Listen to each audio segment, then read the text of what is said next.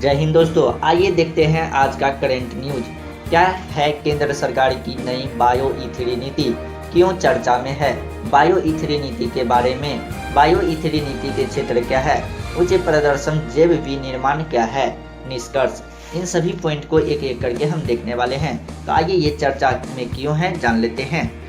चर्चा में क्यों है? हाल ही में केंद्रीय मंत्रिमंडल ने जैव प्रौद्योगिकी विभाग के उच्च प्रदर्शन वाले जैव विनिर्माण को बढ़ावा देने के लिए बायो ई3 अर्थव्यवस्था, पर्यावरण और रोजगार के लिए जैव प्रौद्योगिकी नीति के प्रस्ताव को मंजूरी दी है।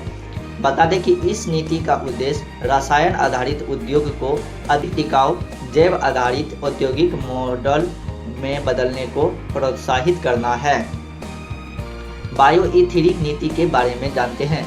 यह नीति विकसित भारत के लिए बायो विजन का निर्धारण करती है। इस नीति की मुख्य विशेषताओं में विषयगत क्षेत्रों में अनुसंधान एवं विकास तथा उद्यमिता को नवाचार संचालित समर्थन शामिल है। यह नीति जैव विनिर्माण एवं बायो एआई हब तथा बायो फंड्री की स्थापना करके प्रौद्योगिकी विकास और व्यवसायीकरण में तेजी लाएगी। बायो ई3 नीति के बारे में। हरित विकास के पुनर्योजित जैव अर्थव्यवस्था मॉडल को प्राथमिकता देने के साथ साथ यह नीति भारत के कुशल कार्यबल के विस्तार में सहायता करेगी तथा रोजगार सृजन में वृद्धि करेगी।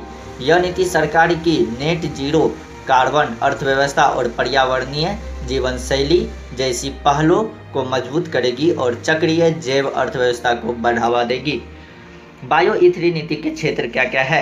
राष्ट्रीय प्राथमिकताओं को संशोधित करने के लिए बायो ई3 नीति आमतौर पर निम्नलिखित रणनीतिक विषयगत क्षेत्रों पर ध्यान केंद्रित करेगी। उच्च मूल्य वाले जैव आधारित रसायन, बायोपॉलिमर और एंजाइम, स्मार्ट प्रोटीन और कार्यात्मक खाद्य पदार्थ, पेशीजन्य बायोथेरेप्यूटिक्स, जलवायु अनुकूल कृषि। उच्च प्रदर्शन जैव विनिर्माण क्या है?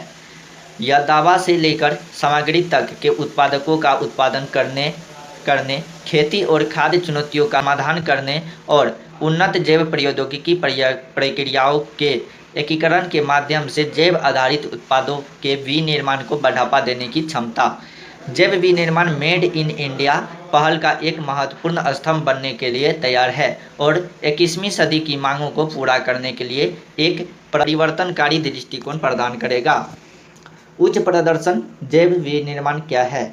एक बहुविषयक प्रयास के रूप में मानव कोशिकाओं सहित सूक्ष्म जीवों, पौधों और पशु कोशिकाओं की क्षमता को अनलॉक करने की शक्ति है ताकि न्यूनतम कार्बन फुटप्रिंट के साथ लागत प्रभावी ढंग से जैव आधारित उत्पाद विकसित किए जा सके। जैव आधारित उत्पाद के विकास के लिए अत्याधुनिक नवाचारों को गति देने के लिए हमारे देश में एक लचीला जैव विनिर्माण पारिस्थितिक तंत्र बनाना महत्वपूर्ण है। निष्कर्ष।